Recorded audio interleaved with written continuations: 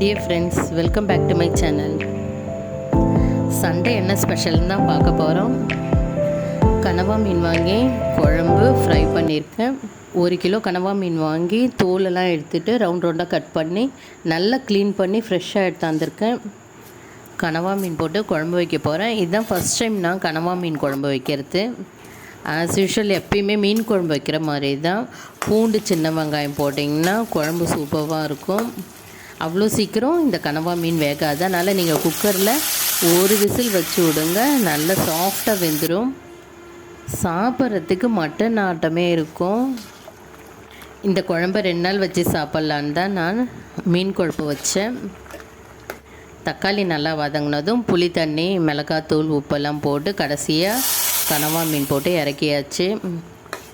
குழம்பு நல்லா கொதிச்சு எடுத்து கனவா மீன் குழம்பு ரெடி ஆகிடுது.